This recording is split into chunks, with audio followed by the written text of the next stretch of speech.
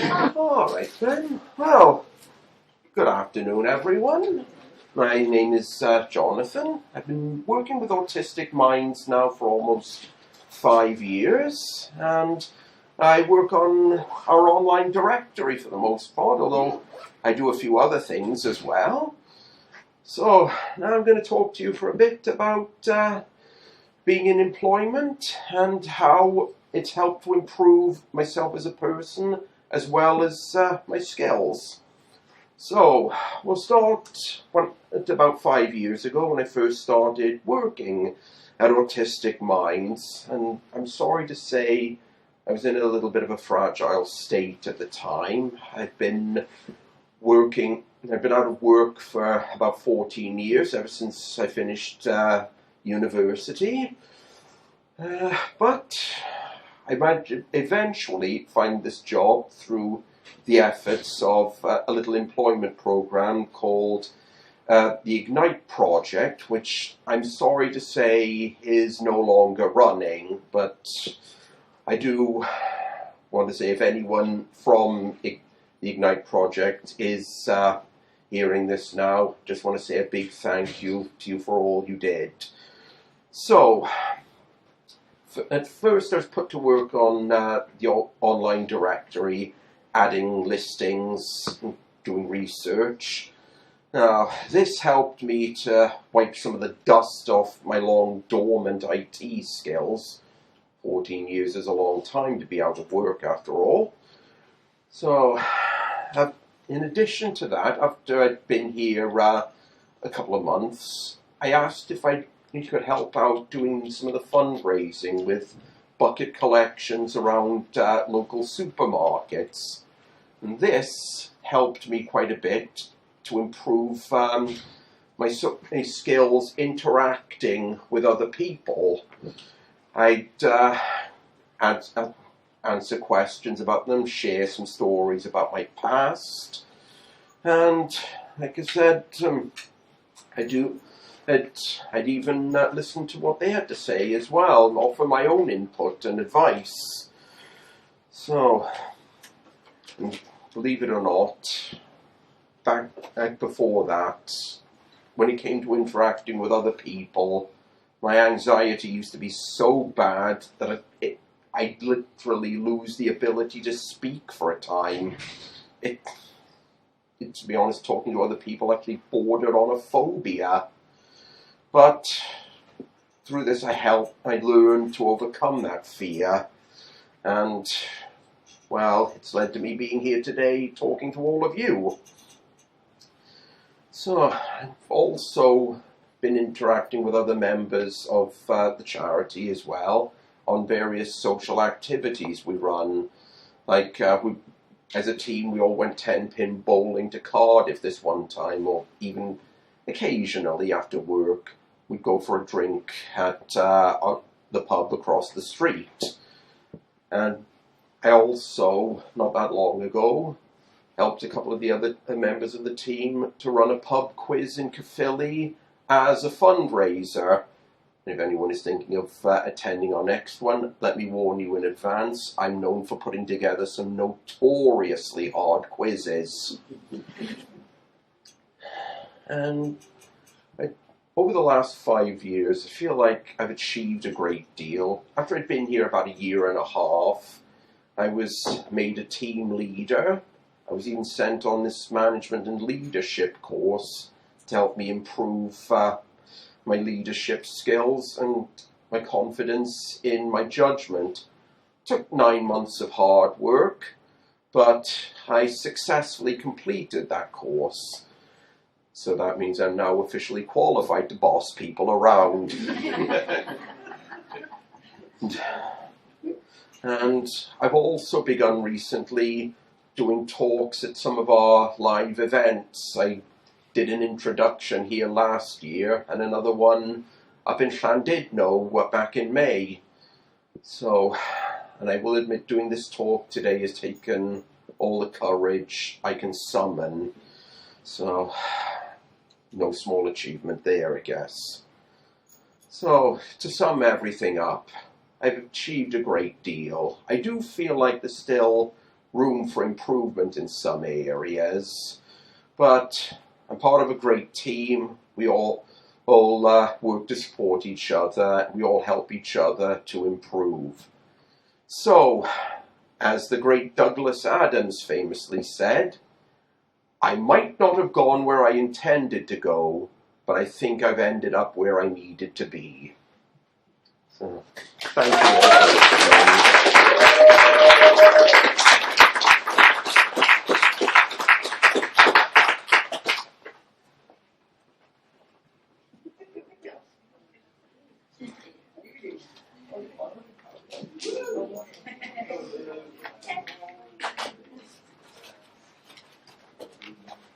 Hi everyone.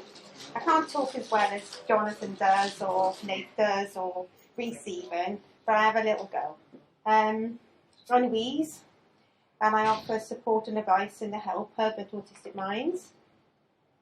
And what can the right sort of employment do for an autistic, and why is it so important? Well, if you wind back 10 years, I didn't know I was autistic, and I was sleeping on my sofa, suffering with crippling anxiety, depression, panic attacks, and lost to the world. I hadn't had a job, with no prospects, afraid of life, suicidal. I couldn't do a tenth of the things I can now. I had to learn the world with different eyes at the age of 39.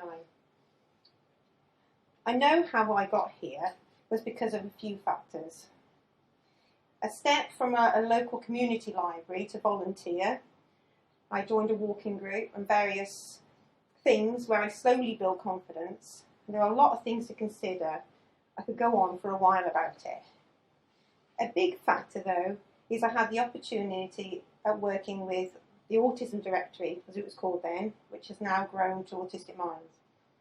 Although a lot of environments can be challenging to an autistic, this place has helped me have time to grow. I needed time to grow. Nowhere is perfect, I suppose, for anyone. Even here, I have had some of the usual struggles an autistic has. How do I overcome them? I learnt to live alongside them, but always pushing for change for autistics. There are so many challenges, but I will mention one of my top 5 that is a challenge, which is communication problems. I don't communicate the same way a lot of the non-autistics do. I see, hear, and feel a lot non-autistics don't pick up on. For example, if someone is annoyed with me, but they don't say why, it will leave me confused and unnerved. I find it hard to work and function then. It will make my work deteriorate and my well-being. That's how sensitive I am to my environment. I pick up on slight variations, even through an email I can tell certain things. I mean, I could have been Sherlock. My ability to pick up on things is incredible, but this is a gift, really. But in the right environment, it's a gift. In the wrong environment, it's actually so debilitating because people don't realise when they communicate certain ways, it actually pushes an autistic back so far to recover again. It's like a trauma almost sometimes. Tone, words used, facial expressions, eye contact, and the body is how I communicate. I communicate in every way. I communicate in like straight lines. It's not just the voice. And why is this important? How we communicate is the difference between trusting someone and thriving, between working very well to breakdowns and depression.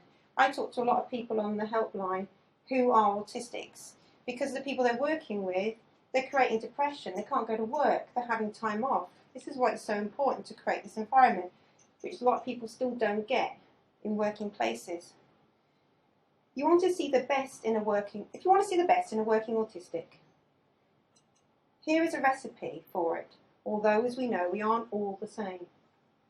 Communication, trust, honesty, bonding, being genuine, no hidden messages, a belief in us, truth, letting them be who they are. Working from home needs to be an option for some, because anxiety can just stop all the good work that someone can do. I am not the same person when I'm anxious. Different working hours, no unwritten rules, a place to recharge if we become overwhelmed, and an opportunity to do this, because it's part of who we are and our day sometimes. Socialising shouldn't be necessary and not judged as being antisocial just because we can't cope with those communications and those ways of talking. It's not because we don't care, it just wears us out. Bullying is a big problem. It needs to be tackled fast and addressed, not brushed aside and dismissed as nothing, which it can often be for an autistic. We aren't the same as non-autistics. We can't be like them, but they can't be like us either. There's a lot more I could say, but I'll stop there. Even though Autistic Minds does this well, I have to say the best place I've been is still challenging where I work. Because where autistics and non-autistics are, it will continue to be unless we appropriately address these communication issues and take seriously how an autistic feels. We think, work and communicate differently. We have had a lifetime of being gaslit that our feelings don't count and that they aren't real. I have a kettle on my desk in work, as nothing against people I work with because they're lovely, but the non-autistic chit-chat I find really tiring. I also know what non-autistics talk about isn't what I talk about quite often. I accommodate them, but I can't do it for long periods. So I don't use a kitchen there, and there they don't judge me for that. My kettle on my desk. Some people actually come in to have a cuppa with me.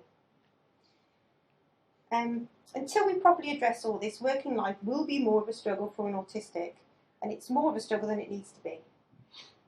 I want to mention the problem of bullying again as one of my top 5 challenges. I know, but I haven't got time to address that today, but it is a massive issue. The difference of a good working environment for an autistic and a bad one, it can save a life, and it did mine. Thanks.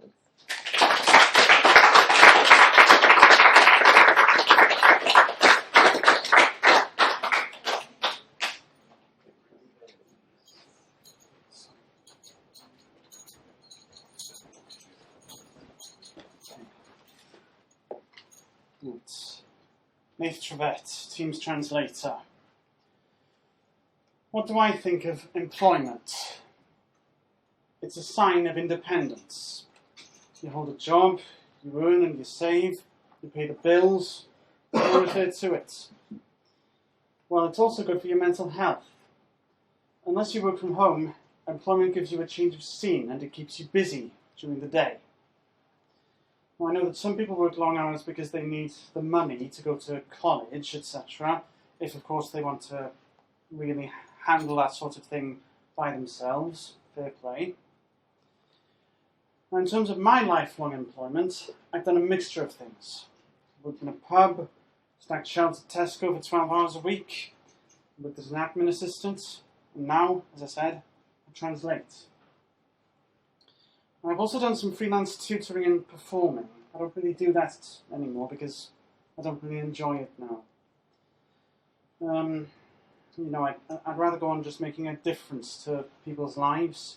Although actually all these jobs, all these paths I've taken have kind of intertwined with each other. I'll go from the beginning.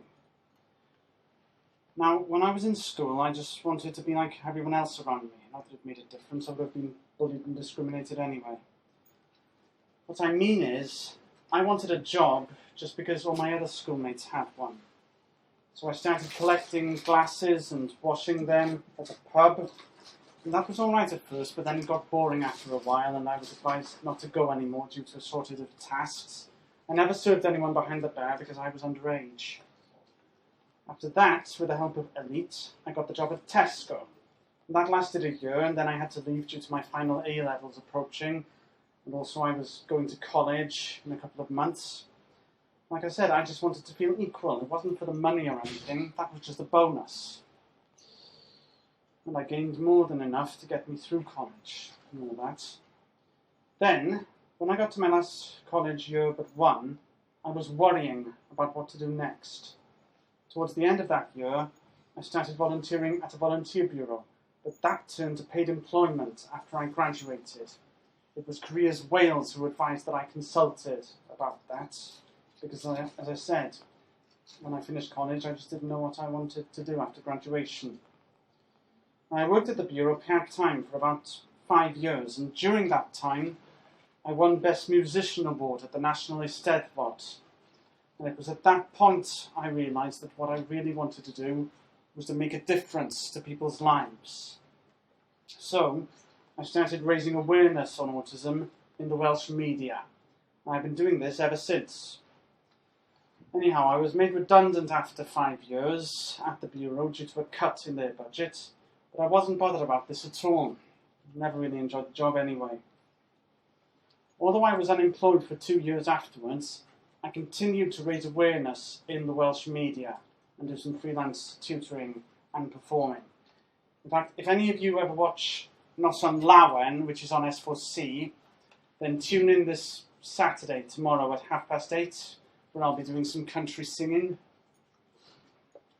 In any case, back to my lifelong employment. Now, finding work after being made redundant was a struggle, because no one really understood autism, not as much as they do in this day and age. And I didn't really want any of the jobs I applied for anyway, though it was becoming hopeless the more I kept getting refused. Little did I know that the Autism Directory was my last hope, and indeed it was. I started as their client, and then Nadine, the CEO, wanted a translator in her team, so I was recruited. And I've worked with them part-time ever since. And I prefer this job to anything else that I've done, plus I've been promoted recently. I now do a lot of community coordination as well. You know, I need to be in the community because I need variety in my life. I get restless without variety. So, it's good to be in employment because we all need equilibrium in life. Time to work, commitments to make, time to relax, and a change of scene. They're all good for mental health. Plus, you learn how to handle your money more effectively. You can balance between paying bills and purchasing food on top of treating yourself sometimes. And where I'm concerned, I'm not talking about drink. So if you like that kind of thing, it's all the more reason for equilibrium. Equilibrium for all.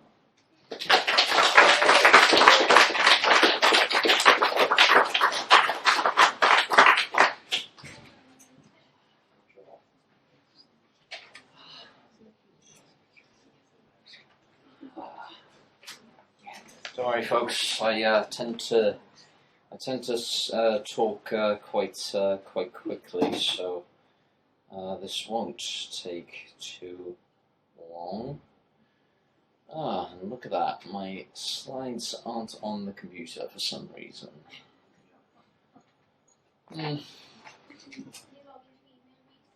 Sorry?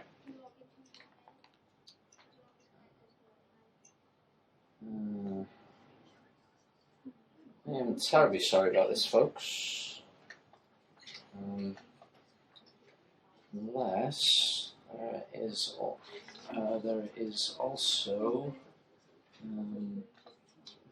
the option of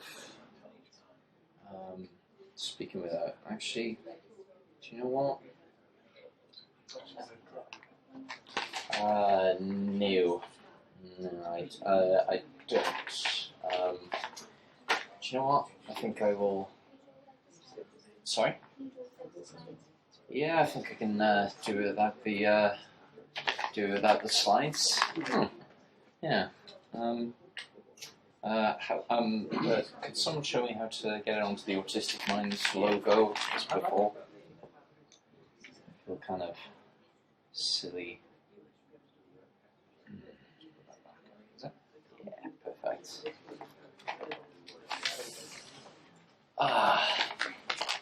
Hello. Hi. I'm Maurice, Community Coordinator for Autistic Minds. I am 32 years of age, yes, I know. I look older. Don't follow the Welsh rugby team, it will age you considerably. especially in moments like this, right? At the age of 3, I was diagnosed with semantic pragmatic disorder. Oh, flip, sorry. I was Just switch my phone off, otherwise my mum might probably call me. I like my mum. She's nice. She's sweet. I've although I have to say though, I have over-relied on her a lot. She was mainly behind me getting my diagnosis of semantic pragmatic disorder when I was 3 and autism when I was 16. Okay, yeah, she was also instrumental in me getting my dyspraxia diagnosis when I was 26. Although I would credit my stepdad more on that one. From a young age, I developed differently to other children. It's often meant that I was over-reliant on my mum. For example, whenever we got ready to go out, my mum would have to prompt me to put my coat on. This was due to a gap in executive functioning, a set of skills for getting things done. My mind simply would not register that the rain was a relevant factor in us going out. Though, of course, who needs a coat in such a dry, hot country that Wales is? So how did I become more independent? Well, the analytical side of my brain enabled me to thrive in education. I would analyse information thoroughly, and I once got 100% in an A-level law exam because the analytical side of my brain developed a lot quicker than the side of the brain that can understand and process emotion. I'd like to go into a few stats on about autistic people. In an October 2020 article, it was said that 79% of autistic people felt lonely. There are about 75 million people in the world who are autistic. An estimated 21% of autistic people are in full-time employment. I believe that is the case for the UK. I'm not too sure about the US. I think it might be 15%. I'm not certain on that. If anybody would like to correct me, please correct me. Please. I love being accurate, even if I'm wrong. I'd now like to go into the barriers that I faced in employment and how I managed to get around them. I can face considerable difficulty navigating social rules and social cues when interacting with someone. Understanding banter and social cues, it's not very easy for me. It's like in just under 2 hours. It's quite daunting. My friendships after I finished university, they were quite difficult to maintain. I once got a job in an insurance company, which I cannot name for confidential reasons. Otherwise, I'll get sued. And who wants to get sued? No one wants to get sued. When I got to my job in the insurance company, I felt intimidated to interact with my colleagues. And they were going out to lunch. I was like, right, I'm just gonna go to lunch by myself. Developing relationships, both personal and professional, it becomes much more difficult. To a lot of people, it may be a hill. To me, it's a mountain. Routines are very important to me in my course of work. Establishing routines was nigh on impossible when I worked for this insurance company. My job was to register claims. It was tough to do so as discussions on the phone deviated from a script that I like to prepare in my head. I find a lot of autistic people like to develop scripts for tough occasions.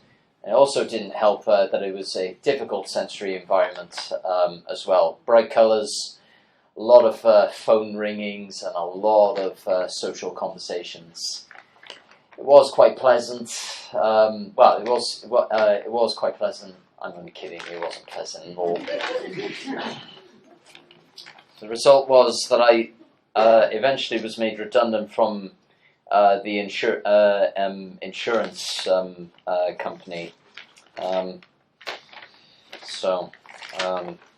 Yeah, it was a tough time, but there are ways around it. So how do we get up the mountain, as we say? Well, I find that the quickest way to get to know people is to find an activity that we are both passionate about. I like to think of 3 foundations that are kind of like a signifier or a marker, if you will, that a relationship or a mutual understanding is strong. If you can be relaxed and comfortable in each other's company, you can take an interest in each other's job, and you can also know what work schedule you go by, then you know that you've got a strong working relationship with someone. The second barrier I'd like to go into is installing, putting down routines. And the way to get around this barrier, well, I found that writing things down, making endless amount of lists are the way to get around any tough work tasks that you might get. My current job as community coordinator, if anything proves to be difficult, I try to write down any obstacles or mountains that I face. I also present it to my sometimes awesome work colleagues, and we find ways around them. Please bear with me. I thought I was going to have slides for this presentation. That was very, very hopeful. Oh, somebody's going to be getting an earful. I do not want to be that person. Barrier number 3, following a script. I once had a huge interview with it felt huge, with a broadcasting company, which, again, for confidentiality reasons, I cannot mention. It's very intimidating going into it. First things first, I did not have any idea what to expect from their questioning. They could have asked me about cricket, athletics, and boxing. They indeed did ask me about those things, and I was like, okay. I read this headline this morning about certain athletics stories or something. I couldn't tell you anything about them, but I read this headline on the news today, and that was about it. I was asked questions that deviated from my script. For me, it was difficult to structure a script anyway, because I did not know what to expect. The result of that is I can lose focus on certain areas of the interview and also tire mentally. So finding the answers to a boxing story, it was like, I got nothing. I got nothing.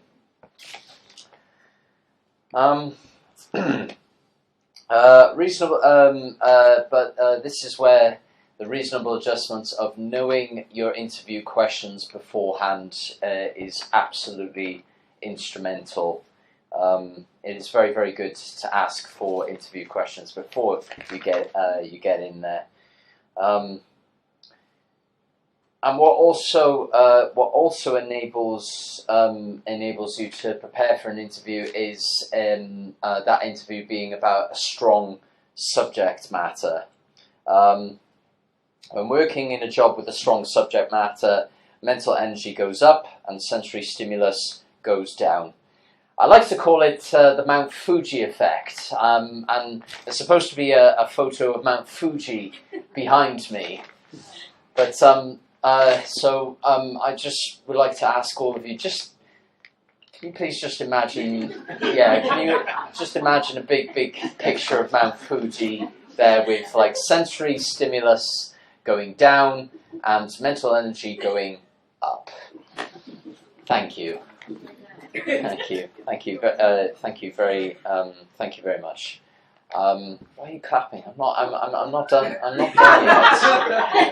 Sorry, I'm powering through. I'm powering through. I'm sorry. I know it's a busy day, and I know you probably want to get upstairs and grab a cup of coffee. I kind of want to at this point, not because of the lack of sleep. Anywho, the Fuji effect again. Mount Fuji background. In university and work, it's all about recording the optimum points of your imagination. Let it roam free.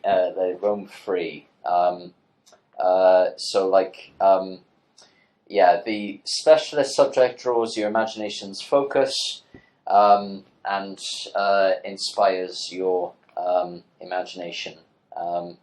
I've got a provision in place to record an optimum points. I call her Courtney.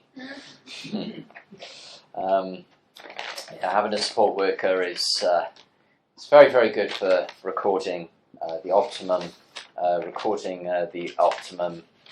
points. Barrier number 4: setting realistic goals. Well, after I finished my masters in autism in Swansea, I had no idea where to look to find a job that fitted my interest of giving talks and raising awareness of autism. It was meant to be a picture of my mum and my brother on that slide. It was cute, it was sweet, it's like just. So when I found my job for the insurance company, I was at a point in my life where I was like, right, I just have to find anything, like it was the right time, but it was the wrong job. I'd never learned about car insurance before, in addition to the sensory challenges and the script issues. And to this very day, I can find it incredibly tough to identify an area of employment that I want to go into.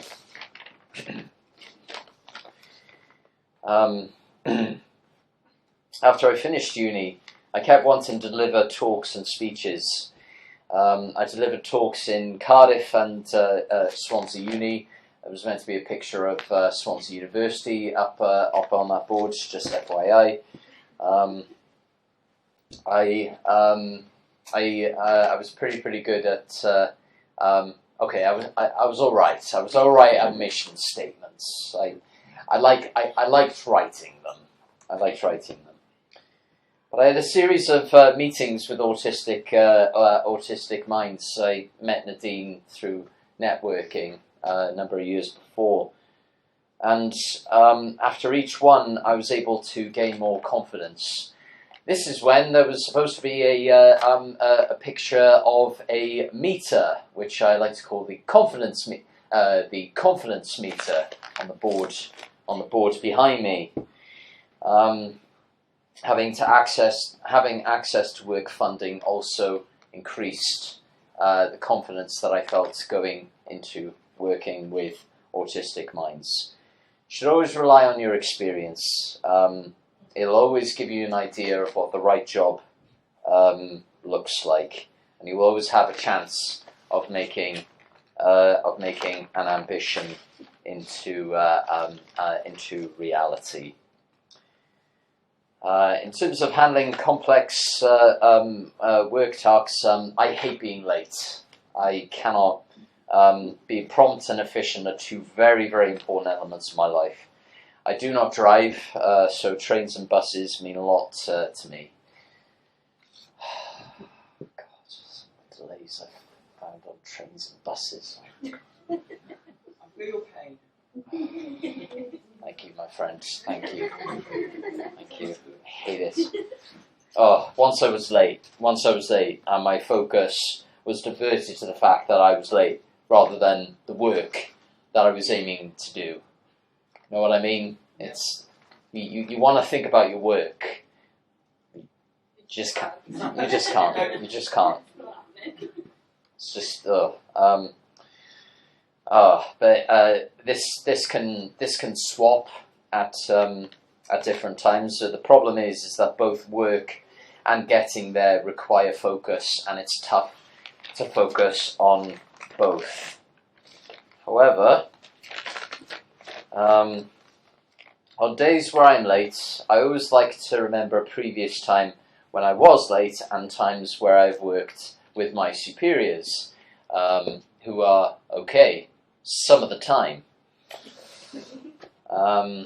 This helps me assess the impact of being late. I like to call it my ripple assessor. Assess the impact of being late on yourself and your colleagues around you. And it's all about being honest with yourself. I've been late before. This experience helps me process any point in the future where I might be late again.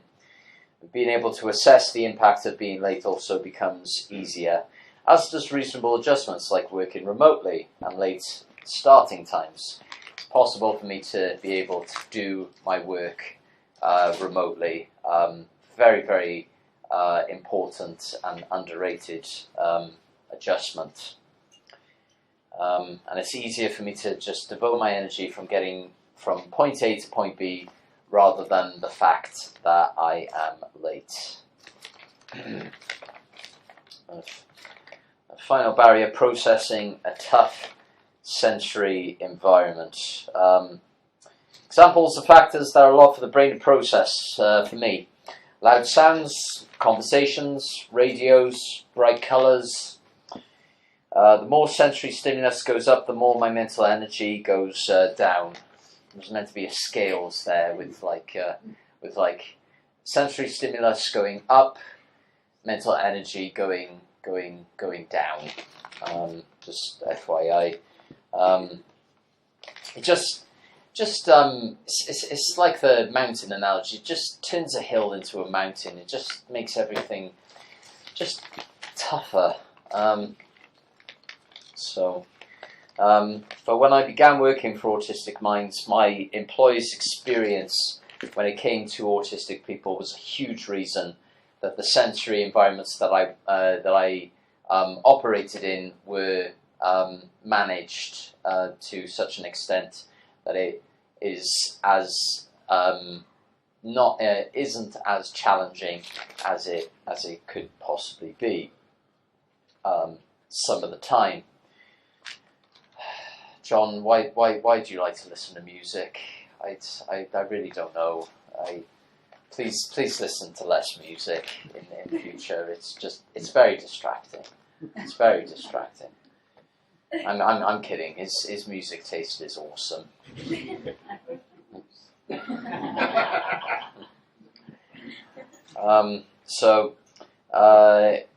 I was provided a support worker who would ensure breaks were scheduled whenever I needed to recharge. I would like to say that she's very good at them, but she isn't. She isn't really. Again, you know who you are. But what made my belief in the support worker strong was their ability to help me maintain my work schedule. My belief isn't very high in a certain support worker right now. I don't know why. Why didn't you notice? Tech issues, you know what I mean? Like, what is this? I'm just joking. She makes the world function. The job function. Feels like a world filled with there's lots to do. Anyway, I'm waffling. Instead of focusing on the sensory environment, I would focus on my schedule instead. And the result was my belief in Autistic Minds from the start was incredibly strong. It's been eroded massively since then, but 5 years in the job will do that here. With all these factors, greater independence can be achieved, and people can be at their best to fulfill their potential. 2019, I went to Japan for the Rugby World Cup. There was meant to be a picture of me in a Japanese stadium on that slide. Again, due to tech issues, it's just imagine a big, massive stadium and me with a massive smile on my face, and this would not have been possible without my sense of independence. Through this, more autistic people can change the world for the better and attain memories that they will never forget. Thank you very much for putting up with that. Cheers.